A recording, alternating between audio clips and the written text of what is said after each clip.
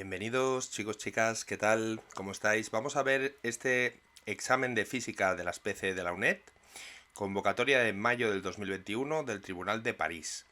Vamos a ver en este vídeo la parte de desarrollo, que como ya sabéis son 4 problemas, más o menos uno de cada tema, ¿vale? De los cuales vosotros tenéis que hacer solamente 2, y valen 2,5 puntos cada uno, ¿vale? Bueno, vamos con el primer problema. El primer problema, como veis, es de interacción gravitatoria.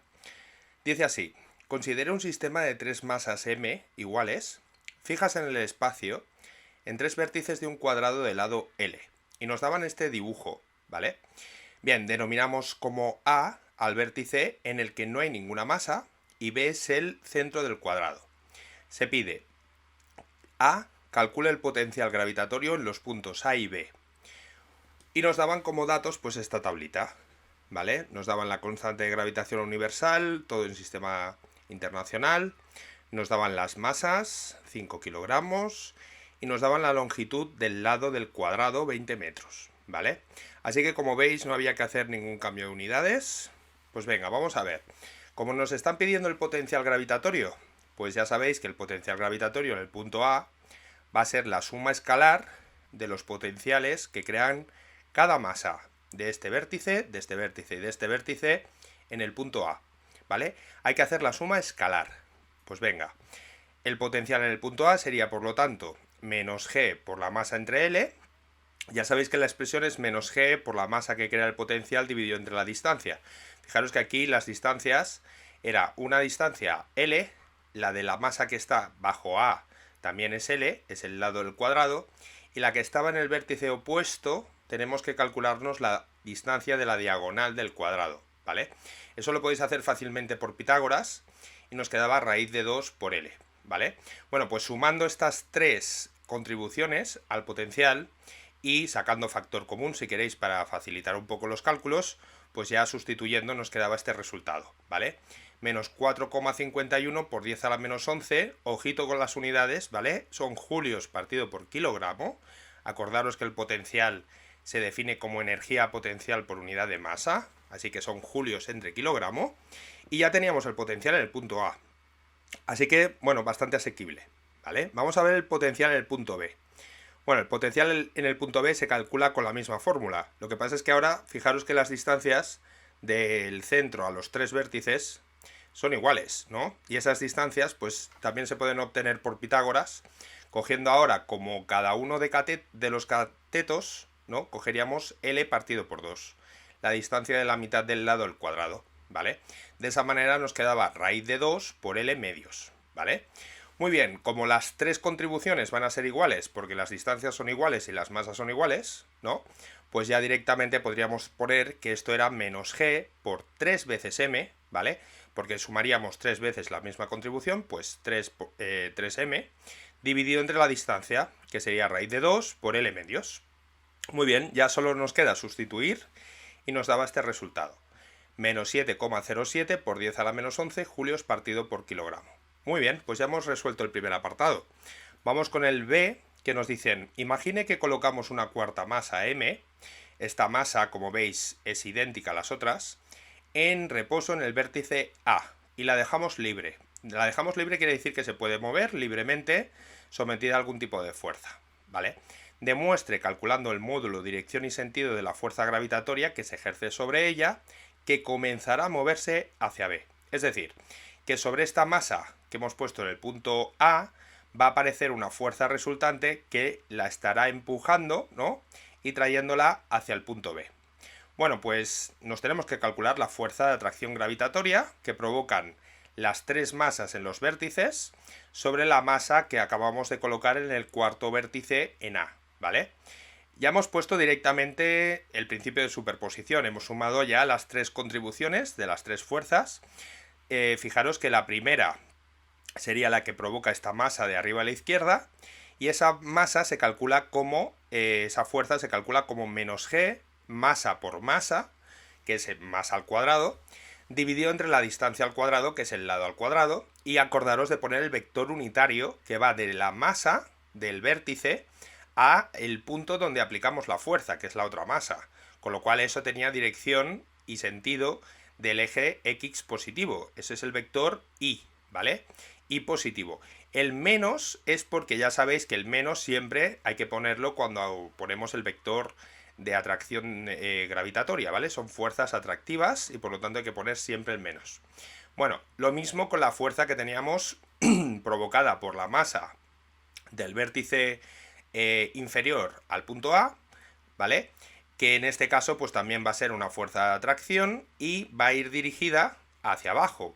Para verlo, pues fijaros que es menos g por la masa, masa al cuadrado, distancia al cuadrado, lado al cuadrado, y por el vector unitario que va de abajo a arriba, que en este caso es j, ¿no? Vector que va en dirección y sentido positivo del eje de la X. Y luego ya quedaba la tercera masa, que es la del vértice opuesto, que es la misma expresión, menos g, el producto de masas entre la distancia al cuadrado, que era la distancia de la diagonal del cuadrado que hemos visto, ¿no? Raíz de 2 por L, pues al elevarlo al cuadrado nos queda 2L al cuadrado. Y este vector es el vector unitario. Fijaros que el vector unitario lo podéis calcular como posición final menos posición inicial y coger ese vector posición y dividirlo entre el módulo. Eso es una opción, pero en este caso, pues casi que era más fácil simplemente coger senos y cosenos, ¿vale? Del ángulo que se está formando, que en este caso es de 45 grados. Entonces esto sería coseno de 45 grados, que es 1 partido por raíz de 2 en la dirección Y, más coseno, seno de 45 grados, que es también 1 partido por raíz de 2 por la dirección J.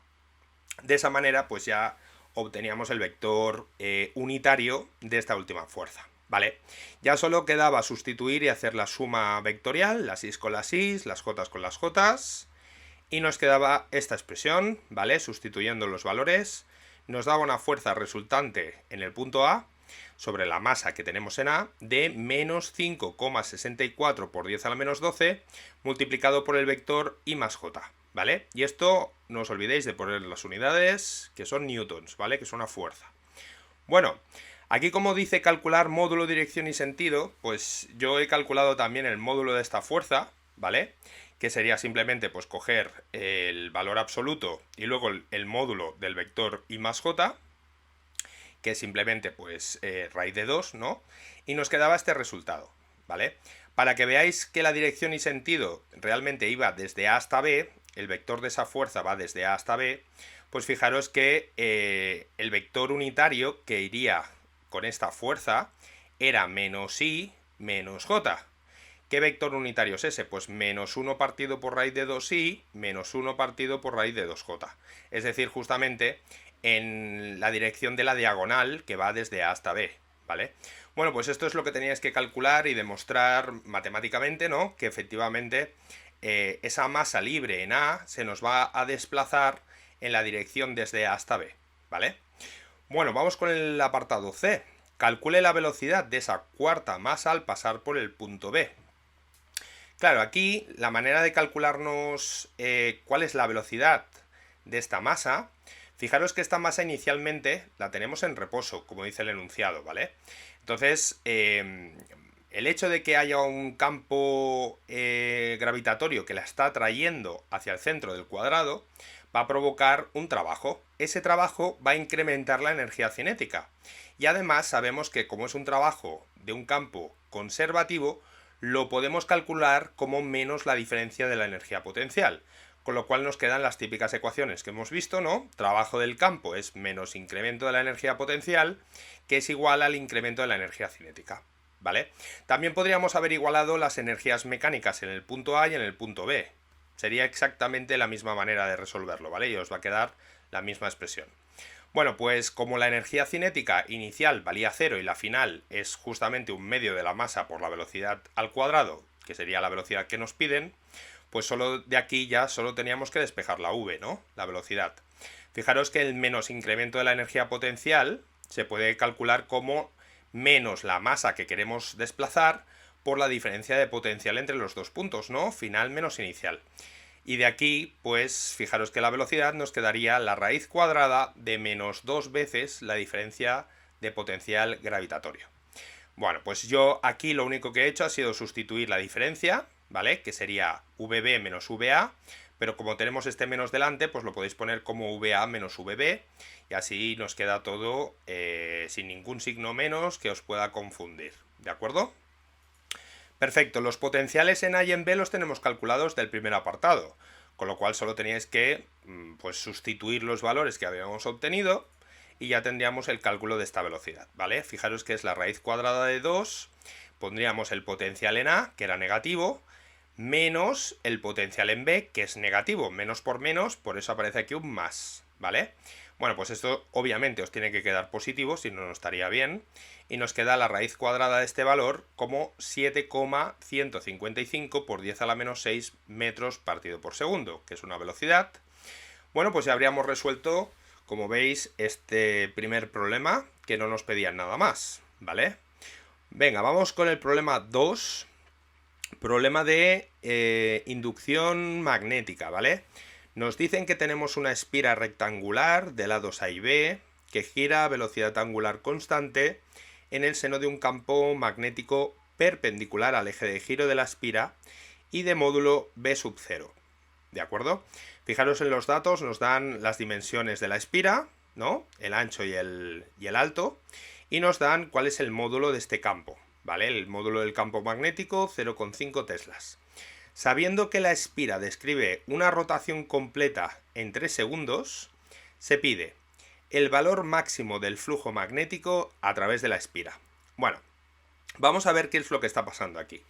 Tenemos un problema de inducción magnética. Ya sabéis que el primer paso siempre es calcularse el flujo a través de la superficie que estamos considerando, que en este caso es esta espira. ¿Cómo se calculaba el flujo? Bueno, el flujo se calcula como el producto escalar de B por S, ¿vale? B es el campo magnético, S es el vector superficie, ¿vale? Por el coseno del ángulo que forman. Lo que pasa es que el ángulo que forman va a ir variando con el tiempo porque la espira nos va girando, ¿no? Nos va rotando. Así que tenemos que considerar cuál es el ángulo, ¿vale? Bueno, el ángulo va a ser omega por T más pi medios. El pi medios viene porque inicialmente el ángulo que formaba el vector normal a la superficie de la espira y el vector del campo magnético era de 90 grados, pero acordaros que aquí hay que poner la expresión en radianes, ¿vale? La omega también son radianes partido por segundo, por tiempo en segundos, más pi medios radianes. Bueno, pues esta sería la expresión del flujo. Esta omega la tenéis aquí calculada, y para eso nos tenemos que fijar en los datos que nos dan. Si dan una rotación completa en 3 segundos, ¿qué quiere decir? Pues nos están dando justamente el periodo de rotación, ¿no? Nos dice que da una vuelta en 3 segundos. Pues la omega se calcula como 2pi partido por el periodo, como ya sabéis, y nos quedaba 2pi partido por 3, radianes partido por segundo. Vale, pues ahora ya solo tenemos que sustituir. Vale, la superficie es la superficie de un rectángulo, base por altura, A por B, y el campo pues lo teníamos, ¿no? Teníamos el dato del módulo del campo, con lo cual 0,5 teslas por 0,15 metros por 0,2 metros, fijaros que esto estaba en centímetros, hay que ponerlo en metros, por el coseno de omega t más la fase inicial, ¿vale? 2pi partido por 3, que es la omega, y pi medios, que es la fase inicial. Bueno, pues nos quedaba esta expresión, que la hemos dejado así, simplemente, en las unidades de flujo magnético, que son los Webers, ¿vale? Ahora, fijaros, ¿qué nos piden? El valor máximo. El valor máximo de este coseno es su amplitud, ¿no? Es el numerito que está multiplicando al coseno, porque ya sabéis que el coseno va a ir variando, ¿no? Periódicamente entre más 1 y menos 1. Pero lo que tiene delante, pues es el valor máximo, con lo cual el valor máximo del flujo serían los 0,015 Webers que teníamos aquí en esta expresión como la amplitud. Y eso era lo que nos pedían en el primer apartado, simplemente, ¿vale? Venga, vamos con el apartado B. Ahora lo mismo, ¿no? El valor máximo de la fuerza electromotriz inducida en la espira. La fuerza electromotriz, ¿cómo se calcula? Pues cogemos el flujo, vemos que varía con el tiempo, y tenemos que hacer menos la derivada del flujo respecto del tiempo. Ya sabéis que fuerza electromotriz implica una variación temporal del flujo, ¿vale? Bueno, pues derivando BS coseno, ¿vale? Fijaros que la derivada del coseno es menos el seno, pero como tenemos un menos delante, menos por menos se convierte en más. Y teníamos B por S, por el seno, y no os olvidéis de aplicar la regla de la cadena, ¿vale? Tenemos que derivar también por lo que hay dentro del coseno, que en este caso es omega, ¿vale? La derivada de omega t más pi medios es omega. Así que por eso aparece bs omega y luego ya el seno, ¿vale? Sustituyendo los valores, pues tenemos b por s, lo calculado anteriormente, ¿no? 0,015, y tenemos la omega, que es 2pi partido por 3, ¿vale? Y luego ya el seno de omega t más pi medios. ¿Esto en qué unidades? Pues la fuerza electromotriz es un potencial, ¿vale? Es una diferencia de potencial, una tensión, un voltaje, y se mide en voltios, ¿vale? Muy bien. Como me vuelven a pedir el valor máximo de esa fuerza electromotriz, pues tenemos que fijarnos en cuál es la amplitud de este seno. En este caso, pues 0,015 por 2pi tercios, ¿vale? Ese es el valor máximo, que si ponemos esto en la calculadora y damos la expresión, pues 0,0314 voltios, ¿vale? Este era el resultado. Muy bien, pues ya tenemos apartados A y B listos. Vamos con el apartado C.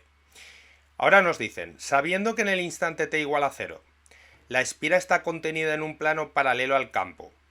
Es decir, estoy representando aquí el dibujito. Este dibujo nos lo daban ellos, este dibujo lo he puesto yo. El anterior sí que era el dibujo que daba el enunciado, pero aquí os estoy poniendo una vista desde arriba, ¿no? Para que veáis cómo quedaba el plano de la espira, ¿vale? Que yo lo he situado en el plano XY y el vector campo magnético que iba en la dirección del eje de las X, ¿vale? Lo podríais haber dibujado como vosotros quisierais, pero es para ilustrar un poco qué quiere decir que inicialmente estábamos a un ángulo de pi medios, ¿no? Podríamos haber cogido el vector superficie de la espira en lugar de para arriba, como he hecho yo, ¿no? Pues para abajo. Sería lo mismo, lo que pasa es que la fase inicial, en lugar de ser pi medios, sería menos pi medios. ¿Cambiaría el resultado? Sí, la verdad es que cambiaría un poco, ¿no? Porque la expresión ya no sería la misma, pero vosotros aquí teníais libertad, porque nadie dice hacia dónde tiene que ir este vector, superficie, siempre y cuando sea perpendicular a la espira, ¿vale? Bueno, pues en este caso nos pedían justamente esto, ¿no? Indicar cómo, teniendo en cuenta esa orientación inicial, calcular el valor del flujo magnético y de la fuerza electromotriz en dos instantes, en t1 igual a 0,75 segundos y en t2 igual a 6 segundos. O sea, era coger las expresiones que hemos visto, flujo, que varía con el tiempo, y fuerza electromotriz, que varía con el tiempo, una expresión es con el seno, la otra es con el coseno, ¿no? Coseno para el flujo, seno para la fuerza electromotriz, y sustituir en los valores del tiempo que nos dicen. Nada más. Aquí el error habría sido no tener en cuenta la fase inicial, ¿vale? Y ya os digo que si hubieseis, en lugar de poner más pi medios, hubieseis puesto menos pi medios, os lo habrían puesto bien también, porque no es ningún error, simplemente es una interpretación vuestra de que el vector, en lugar de ir en la dirección que yo le he puesto, ¿vale? Que sería dirección, digamos, menos k, ¿no? Sentido opuesto al eje de las tetas, pues lo podríais haber puesto como más k, y seguiría siendo correcto, ¿vale? Bueno, pues ya sustituyendo en los instantes que nos decían, simplemente hay que sustituir el tiempo por el valor, 0,75 segundos, lo metéis en la calculadora, acordaros en radianes, por favor, que si no nos va a dar, y nos quedaba menos 0,015 Webers. Y ya está, ¿vale? Ya teníamos uno. Ahora, para el otro instante, que son 6 segundos, pues lo mismo, ¿no? Esto sería 2pi partido por 3 por el tiempo, que son 6. Fijaros que aquí nos quedaba un 4pi más pi medios. Bueno, pues eso, al final el coseno, estamos dando vueltas y estamos considerando pi medios. Es el ángulo resultante final, ¿vale? Estaríamos más o menos en la misma situación que estábamos inicialmente. Es decir, esto habría dado 2 vueltas enteras y se habría quedado donde está. Con lo cual, como veis en el dibujo, aquí no hay flujo, ¿no? ¿Por qué? Pues porque no están atravesando las líneas de campo, no atraviesan la espira cuando está en esta posición. Bueno, pues haciendo los cálculos no hace falta interpretarlo, simplemente lo metíais en la calculadora y os va a quedar un resultado de 0 Webers, ¿vale? Ya tenemos los dos valores de flujo, vamos con los dos valores de fuerza electromotriz. Fijaros que nos pedían para las dos cosas, ¿eh? Hay que calcularse aquí 4 valores, ¿vale? Ahora, fuerza electromotriz en TI1 igual a 0,75, mismo cálculo, ¿vale? Diferente resultado porque ahora cogemos el seno, ¿vale? Bueno, pues cogiendo el seno nos quedaba una fuerza electromotriz de 0 voltios, ¿vale? Y si cogíamos el otro instante de tiempo, 6 segundos, pues nos quedaba un resultado de 0,0314 voltios, es decir, la amplitud. Como veis aquí, esto sería lo mismo, ¿no? Seno de, damos 2 vueltas enteras, nos queda pi medios y el seno de pi medios es 1, ¿vale? Seno de 90, 1. Bueno, pues con la calculadora simplemente poníais los valores y poco más. Bueno, pues esto era el segundo problemita, que es muy parecido a otros que hemos visto de otros tribunales del año pasado. Me parece que era prácticamente idéntico, salvo por algún pequeño detalle, como que en lugar de ser una espira rectangular era cuadrada, y poco más, pero el enunciado era prácticamente calcado. Vamos ahora con el problema 3, problema de ondas. En este caso es un problema de índices de refracción, de reflexión, ¿vale? Dice así: considere un prisma cúbico de vidrio con un índice de refracción n vidrio, que aquí nos da el resultado, bueno, el valor, el dato en esta tablita, y sobre su cara inferior, ¿vale?, incide un rayo luminoso con un ángulo de incidencia I, como indica la figura. Bueno, aquí teníais, esta es la figura, ¿vale? Yo la he reproducido, que nos daban en el enunciado, ¿vale? Con estos ángulos que veis aquí, tal cual está en este dibujo, ¿vale? Ahora nos dice que el rayo atraviesa la parte del prisma, o atraviesa parte del prisma, y emerge de nuevo al aire por su cara derecha, es decir, incide por abajo y sale al aire de nuevo por la cara derecha del prisma, ¿vale? ¿Qué nos pedían? Primero, calcule el ángulo de refracción de la cara inferior, R1. Bueno, pues esto es simplemente aplicar la ley de Snell para la cara inferior. Como tenemos un rayo que proviene del aire, pues hay que coger el índice del aire por el seno del ángulo incidente, será el índice del vidrio por el seno del ángulo refractado, ¿vale? Que en este caso es R1. Fijaros bien que los ángulos se miden siempre respecto a la normal a la superficie, ¿vale? Siempre. Entonces, nada, coger el dato que os daban, 50 grados, sustituís aquí, os despejáis R1, como hemos hecho otras veces, ¿no? Simplemente nos va a quedar el arcoseno del índice de refracción del aire por el seno del ángulo, dividido entre el índice de refracción del vidrio, y poniendo los valores del enunciado, pues nos quedaba un angulito de 37,79 grados. Aquí sí que la calculadora la tenemos que tener en grados, ¿vale? Porque de esta manera estamos trabajando con ángulos típicos, ¿no? Ángulos grados y no radianes, ¿de acuerdo? Los radianes ya sabéis que es más cuando tengamos funciones que varían con el tiempo, ¿vale? Funciones, entonces sí, pero para cálculo de óptica geométrica en general se trabaja en grados. Muy bien, pues venga, vamos con el segundo apartado. Ahora nos piden calcular el ángulo de refracción de la cara derecha, o sea, lo mismo, pero ahora cuando salía el rayo del prisma. Vale, bueno, pues primera cosa que nos tenemos que fijar, hemos de aplicar la ley de Snell en la cara derecha, ¿vale? Teníamos el índice del vidrio, el seno del ángulo incidente sobre la cara derecha, ¿vale? Igual al índice del aire por el seno del ángulo refractado. Pero ¿este ángulo cuál es? Bueno, pues este ángulo, fijaros, que simplemente tenemos que hacer una representación trigonométrica para darnos cuenta de que, como veis aquí, R1 y I2 son dos ángulos complementarios, es decir, suman 90 grados, ¿vale? Entonces, si yo quiero cuánto vale el índice del ángulo de incidencia de la cara 2, era 90 menos el refractado en la cara de abajo, ¿vale? Esto haciéndose un triangulito uno lo ve muy fácil. Con lo cual nos daba, pues eso, un ángulo de 52,2 grados, que era el que teníamos que tomar en los cálculos, ¿vale? Y luego ya, pues el resto es simplemente despejarse R2 de la ley de Snell, como tenéis aquí, ¿no? Arcoseno del índice del vidrio por el seno del ángulo incidente entre el índice del aire, que vale 1. Bueno, pues haciendo estos cálculos os daba un ángulo refractado 2 de 81,03 grados, ¿vale? Prácticamente este ángulo, ¿veis? Bastante pronunciado, que salía por aquí. Muy bien.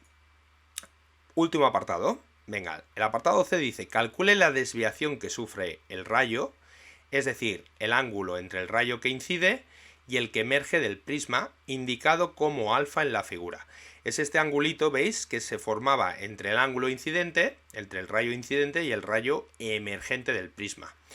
Bueno, pues para calcular este ángulo lo mejor es intentar ver qué relación hay entre el ángulo incidente, el ángulo refractado 2 y alfa, ¿no? Pues bien, yo aquí lo que he hecho ha sido representar los dos ángulos que estaban implicados, ¿no? I y R2, y fijaros bien que el ángulo I es un ángulo respecto a la normal, ¿vale? Respecto al eje vertical. Y R2 es un ángulo respecto al eje horizontal. Pero fijaros que cuando yo escribo o dibujo los dos rayos superpuestos, es fácil ver que el ángulo alfa lo podemos obtener como I, ¿vale? El ángulo I menos el complementario de R2, que sería 90 menos R2, que sería este angulito que baja desde la vertical hasta donde estaba el rayo, donde está la dirección de I. Con lo cual, restando estos dos, ¿vale? Restando el ángulo I menos este trocito de aquí que veis, nos quedaba alfa, ¿vale? Esto es hacerse un dibujo para entenderlo bien. Podríamos verlo de otras maneras. Podríais haber trabajado con un triangulito que os formaseis por aquí y que vieseis esas relaciones. Pero yo creo que lo más fácil es lo que he hecho yo. Simplemente superponer los rayos y darse cuenta de que había una relación que era I menos el complementario de R2 nos tiene que dar alfa, ¿vale?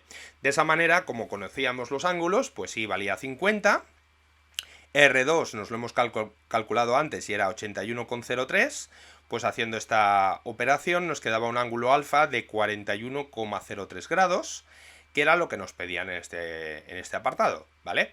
Un ejercicio bastante típico, ¿vale? Bastante típico tanto de las PC, del selectivo, es decir, no siempre vais a tener que aplicar simplemente la ley de Snell, a veces hay que encontrar relaciones entre ángulos, y este de encontrar el ángulo de la desviación que sufre un rayo al pasar por un prisma, pues ya lo habíamos visto en otros problemas y es bastante típico, así que tenéis que saberlo hacer sin problemas, ¿de acuerdo?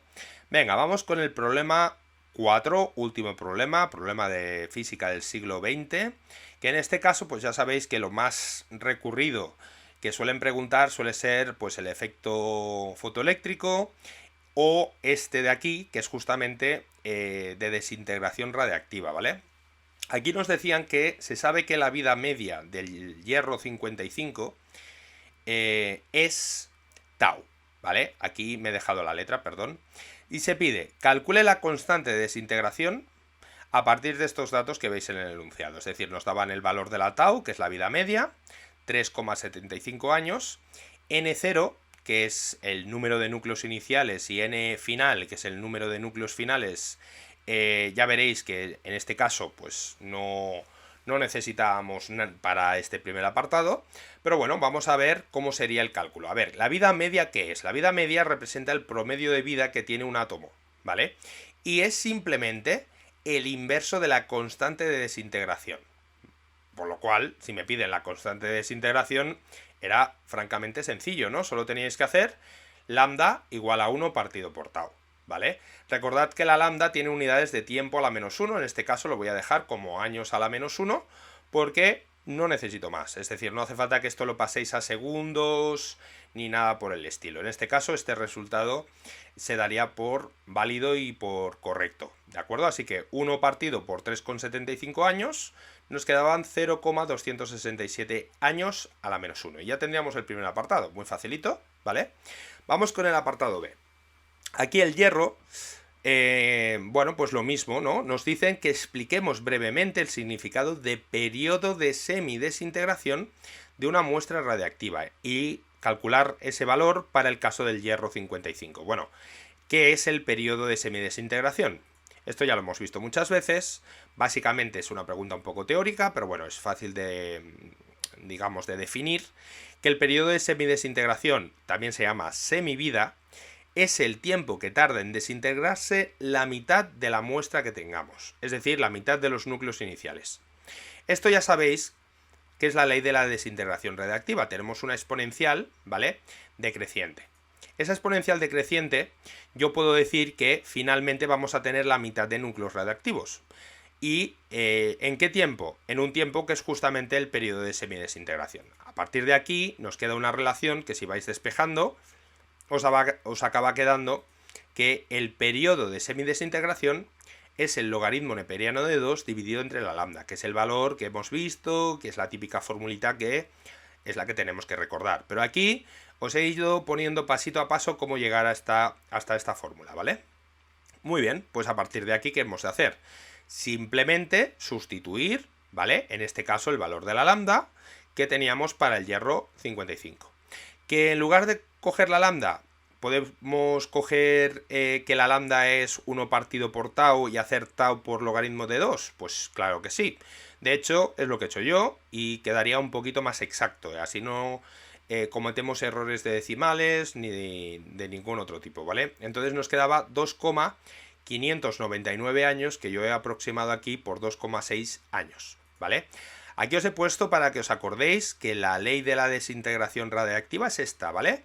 Número de núcleos que quedan por desintegrar es número de núcleos de la muestra inicial por elevado a menos lambda, constante de desintegración, por el tiempo, ¿de acuerdo? Pues eso es lo que yo he aplicado para llegar a esta conclusión y hacer esta mini demostración que hemos hecho, ¿vale?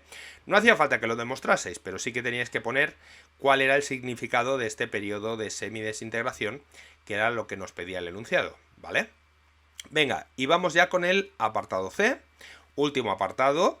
Dice, si inicialmente tenemos una muestra que contiene N0 núcleos de hierro 55, es decir, 10 a la 20, que es lo que nos daban los datos, calcule cuánto tiempo ha de transcurrir para que el número de núcleos de hierro en la muestra se reduzca a NF. Se reduzca a. Eso es súper importante, parece una tontería, pero esta preposición a quiere decir que me están quedando NF núcleos por desintegrar. Si en lugar de poner se reduzca a, nos dijera se reduce en, quiere decir que se han desintegrado esos núcleos y que nos quedaría pues la diferencia, ¿no? Así que tenéis que leer muy bien cómo nos expresan este enunciado, ¿vale? En este caso estaba claro porque además lo indicaban como n final, quiere decir que se ha reducido a este valor, es lo que nos queda todavía por desintegrar.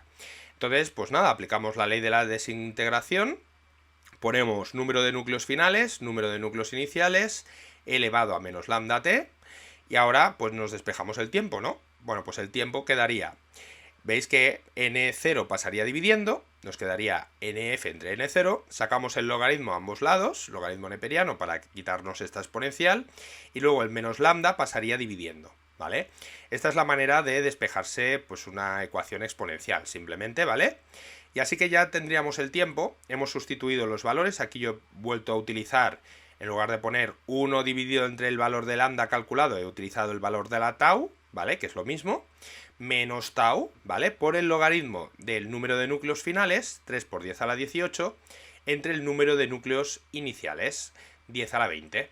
Bueno, pues este resultado, que tiene que ser tiempo, en este caso es tiempo en años, nos va a quedar como 13,15 años, ¿vale? Es decir, ese sería el tiempo que tendríamos que esperar para, partiendo de una muestra inicial de todos estos núcleos, llegar a tener 3 por 10 a la 18 núcleos finales, ¿de acuerdo?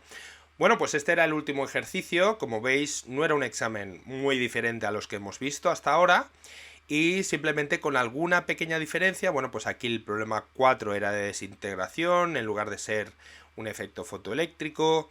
El problema 3 era más de la ley de Snell en lugar de ser un problema típico de ondas.